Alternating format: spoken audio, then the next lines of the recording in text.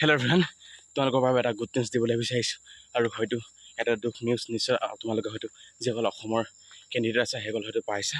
জুবিন দা আমাৰ মাজৰ পৰা গুচি গ'ল নিশ্চয়।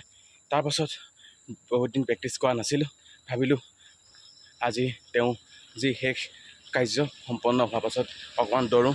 ইমান কাফলি দৌৰা নাই, লাহে লাহে দৌৰিছোঁ, ভাগৰো লাগিছে, যথেষ্ট পৰিমাণে ভাগৰ লাগিছে। আৰু যিসকল কেণ্ডিডেট টি আৰ্মিত যাম বুলি ভাবিছে সেইসকল কেণ্ডিডেটক কৈছোঁ জুবিন দা আমাৰ মাজত সদায় থাকিব আৰু আজীৱন থাকিব। তেওঁ অমৰ হৈ গ'ল, তেওঁ অমৰ হৈ সদায় থাকিব। তেওঁ যি সৃষ্টি আজি এইখিনি আমি সদায় জিলিকি ৰাখিব লাগিব।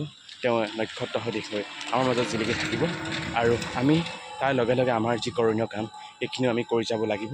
গতিকে যিসকলে টি আৰ্মিত এবাৰ যাম বুলি ভাবিছে সেইসকল কেণ্ডিডেটক মই ক'ব বিচাৰোঁ, তোমালোকে এতিয়াৰ পৰা কণ্টিনিউ ৰানিংটো প্ৰেক্টিছ কৰা বুলি মই ভাবিছোঁ। কাৰণ তোমালোকৰ ইতিমধ্যে নৱেম্বৰৰ পৰা তোমালোকৰ যি টি আৰ্মি ফিজিকেল হ'বলৈ গৈ আছে, অসমৰ কেণ্ডিডেটখিনিক ক'ব বিচাৰিছোঁ তোমালোকে সাজু হোৱা, ভালদৰে প্ৰেক্টিছ কৰা আৰু জুবিন দা সদায় আমাৰ মাজত থাকিব। আকৌ এবাৰ কৈছোঁ, জুবিন দা আমাৰ মাজত সদায় জিলিকি থাকিব, নক্ষত্ৰ সদৃশ তেওঁ আমাৰ মাজত সদায় থাকিব।